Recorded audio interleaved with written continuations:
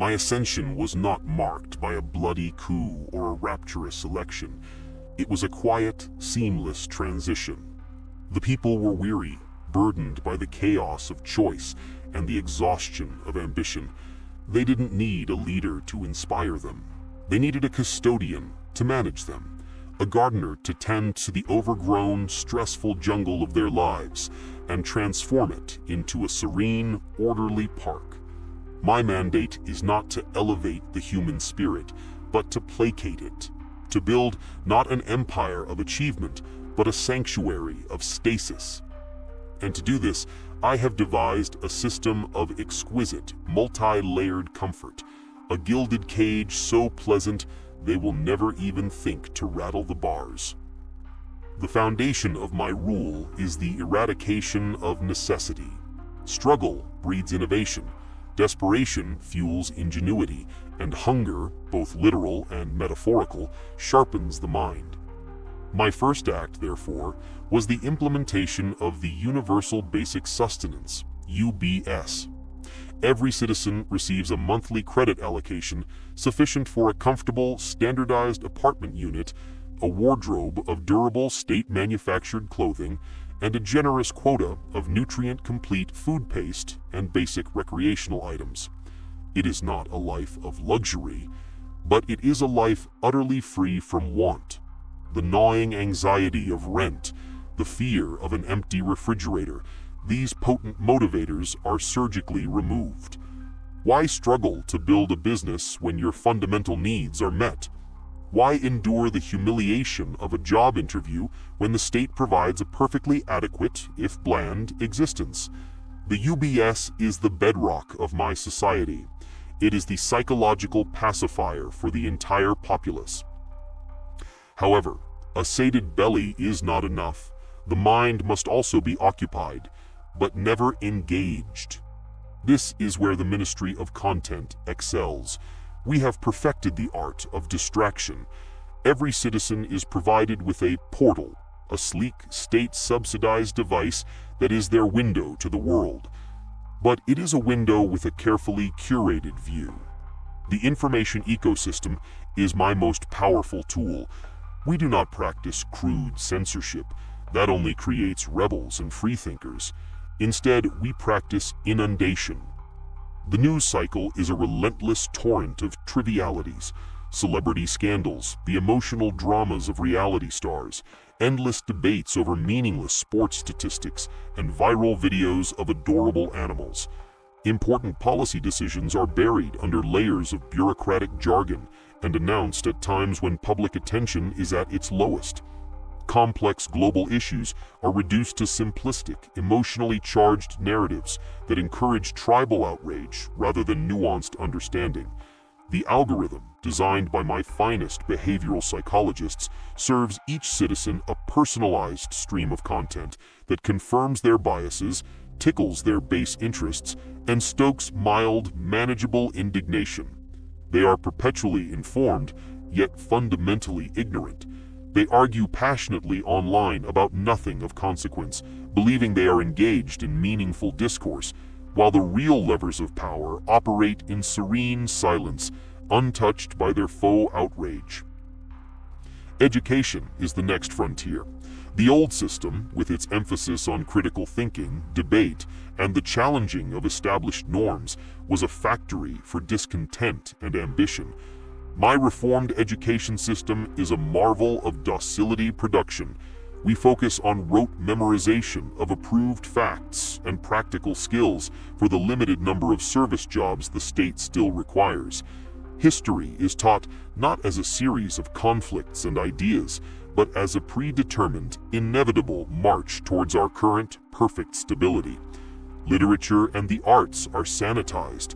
Works that challenge authority or explore the darker, more complex aspects of the human condition are labeled disruptive or problematic and are relegated to obscure academic archives inaccessible to the general public. Instead, we promote functional art, decorative, pleasant, and utterly meaningless. The goal of education is no longer to create philosophers, scientists, or artists. It is to create compliant citizens who can follow instructions, operate the portal, and consume their UBS allotment without asking inconvenient questions. The very concept of genius is downplayed. Exceptional individuals are gently guided into state-run research facilities where their talents are channeled into projects that serve the system's stability, not human progress. We celebrate team players and community values, which in practice means the sublimation of the individual will to the collective passive whole. The physical world must mirror the digital one. Urban planning is a key instrument of control. We design cities not for community or spontaneity, but for isolated comfort. Residential blocks are composed of identical soundproofed apartments. Public spaces are not town squares for debate and protest, but sprawling, beautifully manicured parks with rules against loud noise and unpermitted congregation. Recreation is structured and solitary. Walking paths, individual fitness stations, and public VR zones for immersive, non-social gaming. We have also made physical exertion optional and, by subtle design, slightly inconvenient. A comprehensive, free, and highly efficient public transit system makes car ownership unnecessary. Elevators and moving walkways are ubiquitous. The architecture of daily life discourages walking long distances, taking the stairs, or any form of unnecessary physical strain. The body, when not pushed, naturally seeks the path of least resistance. Within a generation, the very musculature of the populace will soften, a physical manifestation of their psychological languor. To manage the few remaining ambitious or discontented individuals, I employ a more sophisticated form of opposition management. In the old days, tyrants used the iron fist, the secret police, the midnight arrest. This is messy and creates martyrs. My method is far more elegant. We embrace and amplify dissent. If an individual starts to question the system, we do not silence them. We give them a platform. We amplify their voice on the portal, algorithmically pairing their nascent movement with the most extreme, irrational, and cartoonish figures we can find or create. Their legitimate concern is drowned out by a chorus of conspiracy theorists, hysterical radicals, and paid agents provocateurs. The public, watching this circus from the comfort of their apartments, sees not a brave dissident, but just another chaotic voice in the meaningless noise. The dissident is not crushed. They are ridiculed and neutralized by the very attention we grant them. They become just another channel on the portal, another piece of content to be consumed and forgotten. Furthermore, we have redefined language itself. Words that once had power have been diluted into meaninglessness. Freedom no longer means liberty of thought and action, but the freedom to choose from 50 flavors of state-sanctioned food paste or 1,000 channels on the portal. Success is not measured in achievement or impact, but in social media validation points and the accumulation of minor cosmetic upgrades to one's standardized apartment. Courage is standing up for a popular but inconsequential opinion online. By hollowing out the vocabulary of rebellion and ambition, we make the very concepts inaccessible. How can you yearn for something you cannot even name? Finally, there is the management of hope itself. The old systems promised a better future, a reward in the afterlife, or the glory of a legacy. These are dangerous motivators. My system offers a different promise, the eternal, tranquil present. We have dismantled the concept of long-term goals. Careers are not ladders to be climbed, but stable, undemanding positions to be held. Marriage and family are encouraged, but framed as a source of personal contentment, not as a building block for future generations.